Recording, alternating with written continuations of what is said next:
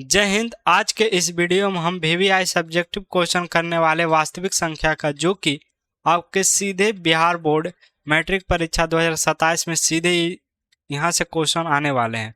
Video को अंत तक जरूर देखिएगा। चलिए बिना किसी देरी के क्वेश्चन पर चलते हैं। पहला क्वेश्चन है, ध्यान से समझिएगा, एक एक क्वेश्चन को आराम आराम से बताएंगे। पहला क्वेश्चन देखिए, बहुत ही इंपॉर्टेंट क्वेश्चन है, एकदम वीवीआई क्वेश्चन है। ये वीवीआई क्वेश्चन है, ये हर साल ये क्वेश्चन आता है। इस टाइप का क्वेश्चन हर साल आता है। देखिए क्या है, संख्याएं 135 और 225 का एचसीएफ ज्ञात करने के लिए यूक्लिड विभाजन एल्गोरिथम तकनीक का प्रयोग करना है। यानी कि एचसीएफ निकालने के लिए हमें यूक्लिड विभाजन एल्गोरिथम का क्या करना है, प्रयोग करना है। तो यहाँ पे देखिए लैंग्वेज बहुत ही इंपॉर्टेंट होता है, तो हल लिख के शुरुआत करेंगे बनाने का। यहाँ पर मानना कि पहले हम लैंग्वेज अच्छे तरीके से लिखेंगे तो ही आपका 2 मार्क्स मिलेंगे। माना कि a बराबर 135, बड़ा वाले को a मानिएगा, जो बड़ा है उसको a मानिएगा, जो बड़ा है उसको a मानिएगा, तथा b बराबर 135, छोटे वाले उससे छोटे वाले को b मानिएगा। 2 ही संख्या देगा, ज्यादा संख्या यहाँ पर आपको नहीं देने वाला है। तो यहाँ पर नीचे आपको लिखना है यूक्लिड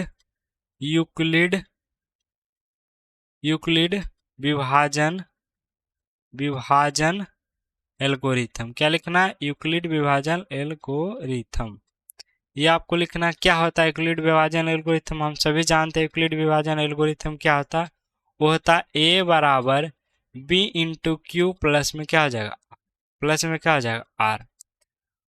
उससे पहले आपको कुछ रफ कार्य में करना होगा। भाग विधि से आपको बना लीजिए, भाग विधि से एचसीएफ आपको पहले निकालना होगा।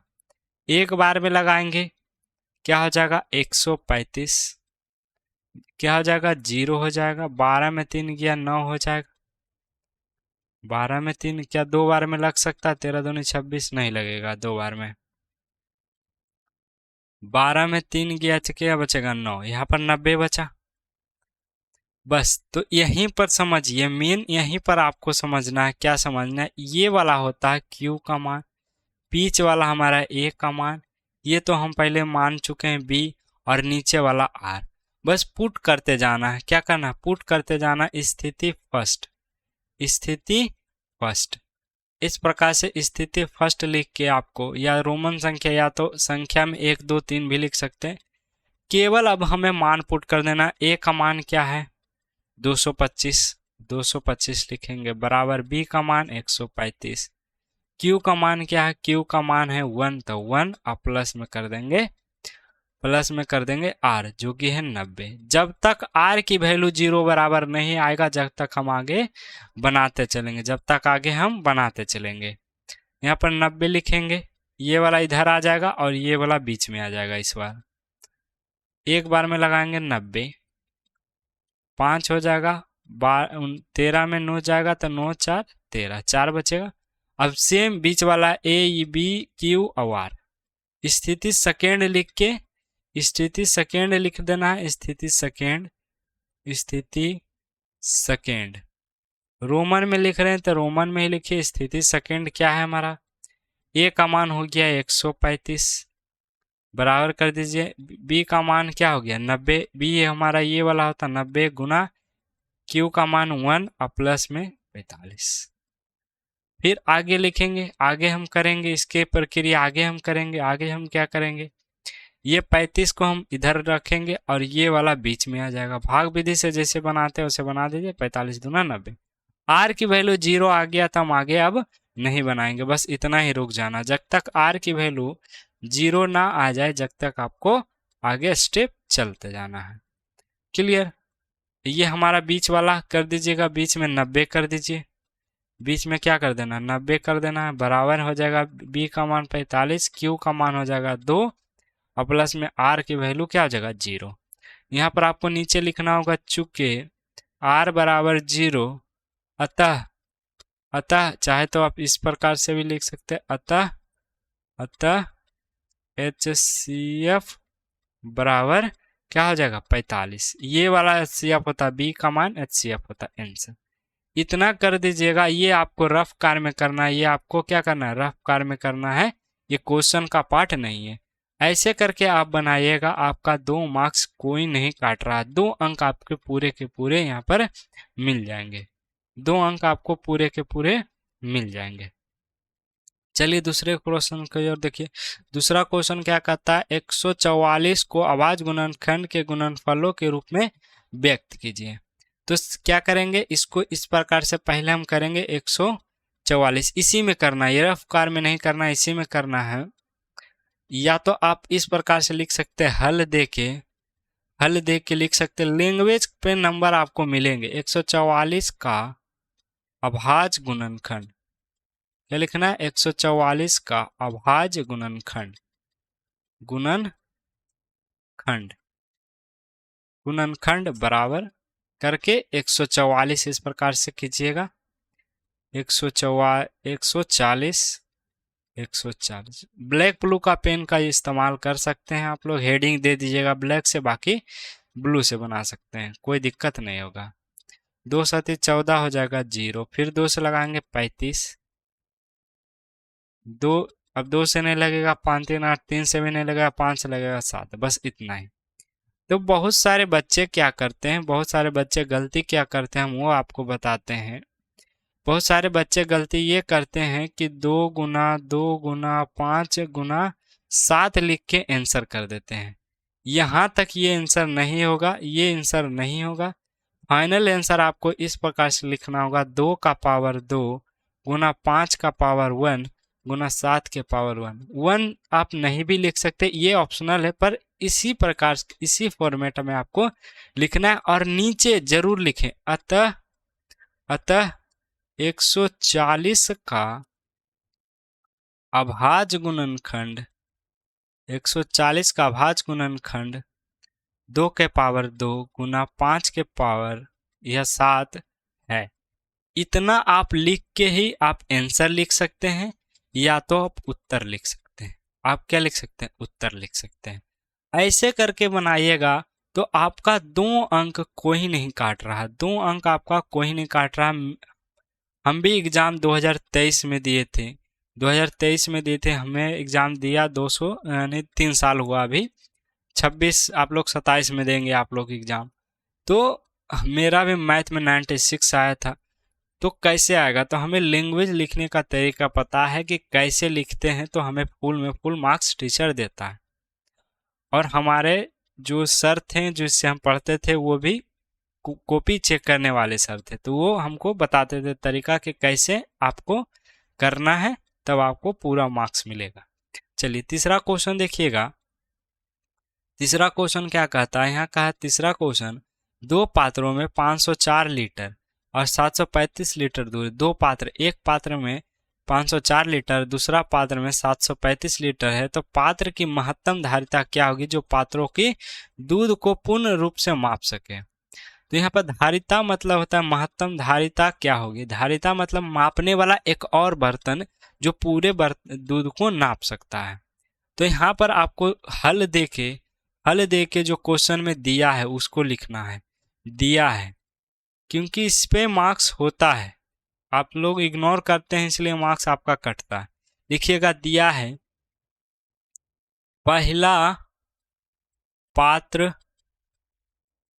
पात्र या पात्रा में दूध, पहले पात्रा में दूध 504 लीटर, 504 लीटर।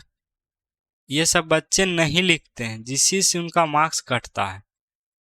पात्रा में दूध कितना है, वो है हमारा 735 लीटर, ठीक है।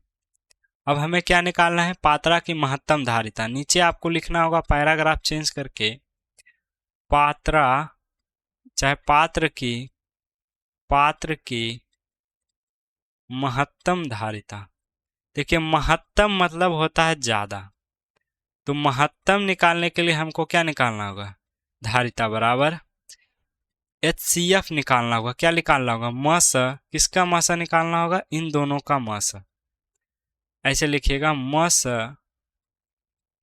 किसका, 504 और 735, अब चाहे तो आप इसके नीचे यूक्लिड विभाजन एल्गोरिथम का प्रयोग कर सकते हैं, या तो आप कर सकते हैं यहाँ पर, या तो आप कर सकते हैं किसका प्रयोग, आप कर सकते हैं यहाँ पर भाग विधि का प्रयोग। चलिए हम भाग विधि का प्रयोग करके बताते हैं। कितना था 504, 504 को भागा देंगे 735 से, तो क्या हो जाएगा 500 एकम 504, 5 में से 4 जाएगा तो बचेगा 1, यहाँ बचेगा 3, यहाँ बचेगा क्या बचेगा 7 में से 5 गया 2 बचेगा। फिर निकालेंगे 504, 2 बार में लग जाएगा, इस पर 2 बार में लग जाएगा। तो चलिए लगाते, 2 एकम 2, 3 दूनी 6, 2 दूनी 4, 4 में से 2 गया 2, 10 में से 6 गया कितना बचेगा 4, आइए खत्म हो जाएगा 231। कितने बार में लगा सकते, 4 चौका 16, 6 चौका 24, 5 बार में लगा सकते, 5 बार में हम लगा सकते हैं, 5 बार में हम यहाँ पर लगा सकते हैं। 5 दूनी 10 के 0 हाथ में 1, 4 दूनी 4 5 20, 1 21। ज़्यादा बार में लगाइएगा तो ज़्यादा हो जाएगा, 1 बचेगा। यहाँ पर क्या बचेगा, यहाँ पर 3 में से 2 जाएगा, 3 में से 1 गया 2 बचेगा, और ये हमारा खत्म हो जाएगा। और 42 बराबर हो जाएगा 21 दूना 42। कितना HCF आया 21 आया, 21 आया HCF। तो बस यहाँ पर लिख देना बराबर 21। बस इतना तक आंसर आपको करके नहीं छोड़ना है, नीचे लिख देना अतः पात्र की महत्तम धारिता जो पात्रों के दूध को पूर्ण या पूरा लिख सकते हैं, पूर्ण या पूरा माप सकता है,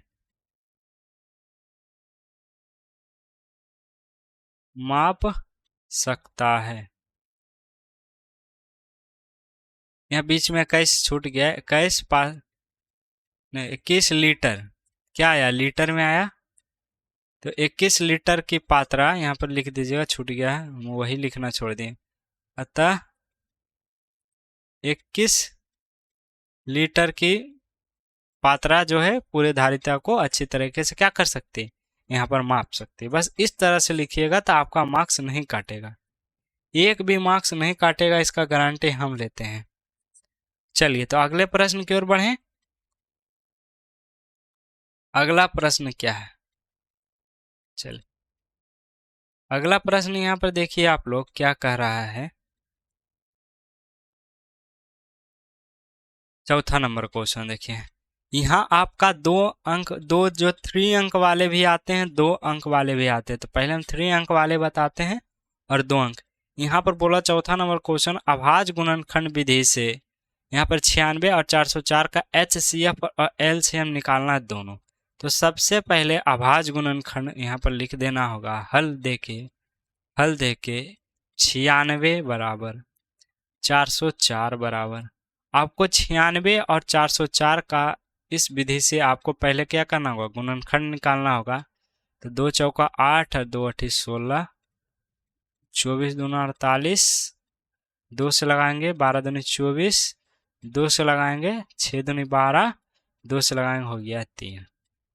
क्या हो जाएगा यहाँ पर 2 गुना 2 गुना 2 गुना 2 गुना 2, 1 2 3 4 5, 3 2 5, ठीक है, गुना 3। अब 404 का करेंगे, 404 का करेंगे, 2 से लगाएंगे 202, 2 से लगाएंगे 101। अब ये कितने बार से कटेगा, ये कितने बार से, 3 से तो नहीं कटेगा, 4 से तो ट्राई ही नहीं करना क्योंकि अभाज्य गुणनखंड बोला, 5 से नहीं, 6 से नहीं कटेगा, 7 से क्या कटेगा, नहीं कटेगा, 8 से नहीं, 8 से भी नहीं कटेगा, 8 से तो ट्राई नहीं करना, 9 भी नहीं, 10 20 से भी नहीं, 11 से, 11 से देखते करके 11 नमा 99, 11 नमा 99, 11 नमा 99, तो काट बचेगा 2, ये भी 11 से भी नहीं कटेगा। वैसे ही आपको यदि नहीं कटे, यदि आपको यहाँ पर नहीं कटे तो छोड़ देना है। यदि नहीं कटे तो यहाँ आपको वहीं पर छोड़ देना है, इसके आगे बनाने की यहाँ पर कोई भी जरूरत नहीं है। समझ में आया? लेकिन ये कटना चाहिए 13 से शायद। क्या हम घटाव गलत? नहीं, वो तो सही है। 11 से नहीं लगेगा, 3 से नहीं लगेगा, 3 से भी नहीं लगेगा, तो किससे लगेगा? ये किससे लगेगा उसको हम ट्राई करते हैं। एक चीज और हम ट्राई कर लेते हैं, गुना करके। गुना करके यहाँ पर ट्राई कर लेते हैं। चलिए, अब ये नहीं कटेगा, 11 से भी नहीं कटेगा, 13 से भी नहीं कटेगा। हम बहुत ट्राई कर लिए, अब नहीं कटेगा। 2 गुना 101 लिख दीजिएगा बस। अब ध्यान से देने वाली बात यह है कि HCF सबसे पहले निकालिए। HCF आपको सबसे पहले निकालना, जो दोनों में रहे वही HCF है।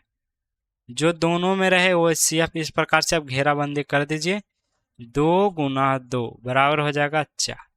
जो दोनों में आया वही HCF कहलाएगा। जो दोनों में आया वही HCF कहलाएगा। क्लियर? अब हमें निकालना है LCM। LCM निकालने के लिए जो दोनों में है उसको पहले लिख लीजिए, यानी कि 2 गुना 2। जो HCF रहे वो उसको लिख लीजिए, और जो बाकी बचे सबको लिख दीजिए। बाकी बचे यानी 2 का पावर यहाँ पर 3 बचा, 2 का पावर 3 बचा, 2 का पावर क्या बचा? 3 बचा, और यहाँ पर 3 गुना 101 हो गया। अब इसको गुना करते हैं। 2 दूनी 4, 8, 2 का क्यूब 8, 8 चौका 32, 32 तिया 64 तिया 96, 32 तिया क्या होता है? 96। 96 को गुना करेंगे 101 से, 96 को गुना करेंगे 101 से, तब आएगा 96 96। क्या आएगा? 96 96। आप गुना करके देख लीजिएगा। नीचे आपको लिख देना है अतः 96 तथा 404 का HCF बराबर 4 तथा LCM बराबर 96 96 है। इस प्रकार से आप लिखिएगा तो हम बता रहे हैं आपका मार्क्स नहीं कटेगा। चलिए आगे बढ़ते हैं। 5वां नंबर क्वेश्चन देख लीजिएगा। 5वां नंबर क्वेश्चन कैसे बनाना है। 5वां नंबर, दो संख्याओं का मासा दिया है 13 और लसा दिया 182। उनमें एक संख्या 26 दिया, दूसरी संख्या ज्ञात करनी। हल दे के जो भी पहले दिया रहे उसको लिख लेना है। दिया है हमें क्या क्या क्या दिया है। 1 मिनट, हम पेन का थोड़ा सा मोटाई छोटा कर देते हैं। दिया है, जो दिया है उसको हम पहले लिखेंगे। तो क्या क्या दिया है? मौसा बराबर दिया है, क्या दिया है? 13। लसा बराबर दिया है, क्या दिया? हमारा दिया है 82। पहली संख्या बराबर क्या दिया? 26। अब हमें दूसरी संख्या ज्ञात करनी है, तो यहाँ पर मान लेते हैं, माना कि दूसरी संख्या क्या है? दूसरी संख्या यहाँ पर b है। दूसरी संख्या क्या है? b है। तो हम जानते हैं, क्या हम जानते हैं? हम लोग क्या ये नहीं जानते हैं? हम लोग क्या ये नहीं जानते? नीचे आपको लिखना होगा, हम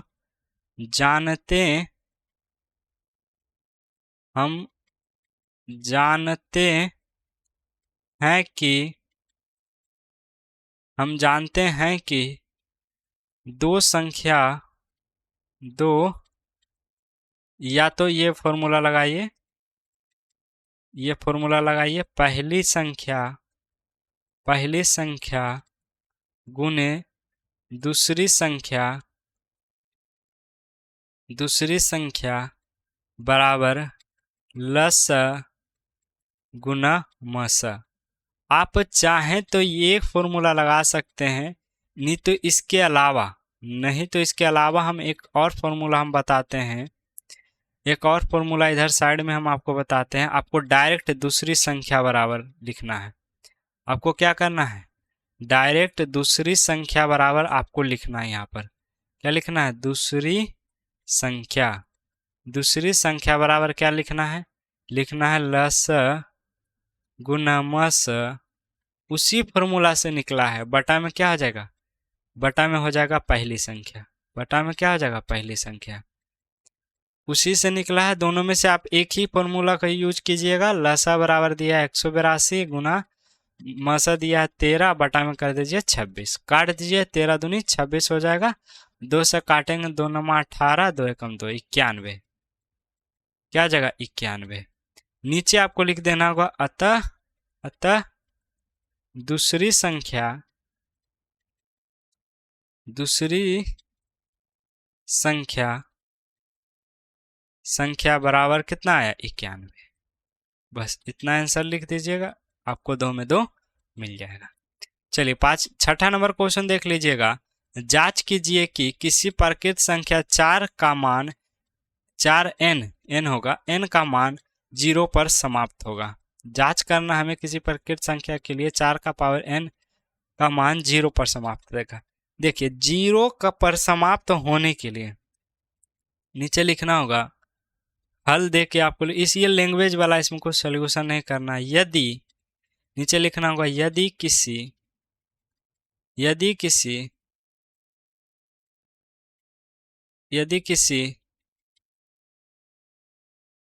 n, यदि किसी n के लिए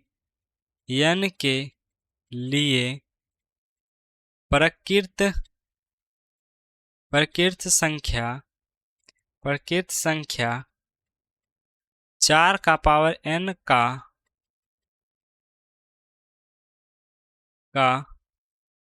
0 पर तभी समाप्त होगी। यहाँ पे लिखना होगा तभी समाप्त होगी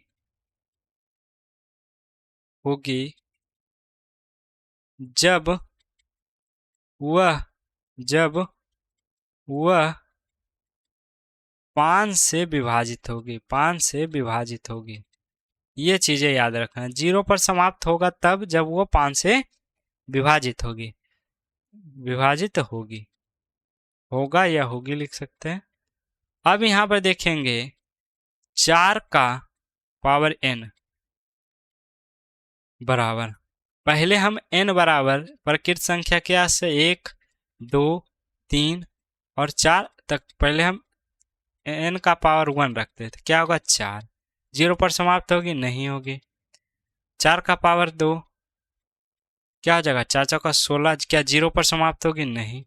4 का पावर 3 रखेगा तो 4 का क्या हो जाएगा, क्यूब हो जाएगा। 4 चौका 16, 16 चौका 64, 0 पर समाप्त नहीं होगी। 0 पर क्या होगी, समाप्त नहीं होगी। तो नीचे लिख दीजिएगा अतः ऐसी कोई संख्या नहीं है, अतः n 4 का पावर n का मान 0 पर समाप्त नहीं होगी, 0 पर समाप्त नहीं होगी। क्लियर। चलिए 7वां नंबर क्वेश्चन देख लेते, लास्ट क्वेश्चन है।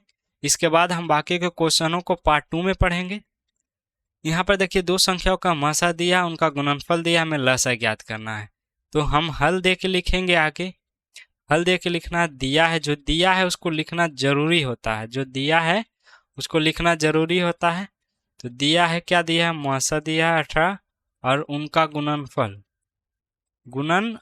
दिया कितना, गुणनफल दिया 1296। अब यहाँ पर डायरेक्ट हमको निकालना है लसा। तो लसा बराबर फॉर्मूला लगा दीजिए, 2 संख्याओं का गुणनफल, नीचे ऊपर लिखिए गुणनफल अपॉन में कर दीजिए मसा, गुणनफल अपॉन में मसा। गुणनफल 1296 हो जाएगा, नीचे 18 भाग दे दीजिए। इसको से आप भाग दीजिए, इसको से क्या करना है, आपको भाग देना है। तो 18 को 1296 से भाग देंगे तो कितना बार में कटेगा, 18 7 26 से, 18 7 26 से काटिए, 18 7 26 से 6 में 3 बचेगा, फिर 36, 12 3 36, 12 तो क्या बचेगा, 12 दूनी 36, सॉरी 18 दूनी 36, और बचेगा फिर ये कटा, ये बचेगा 0।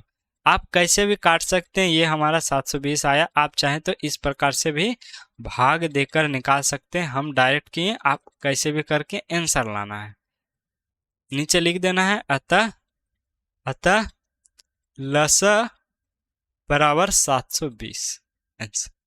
इस प्रकार से हम पार्ट 1 में 7 क्वेश्चन किए हैं।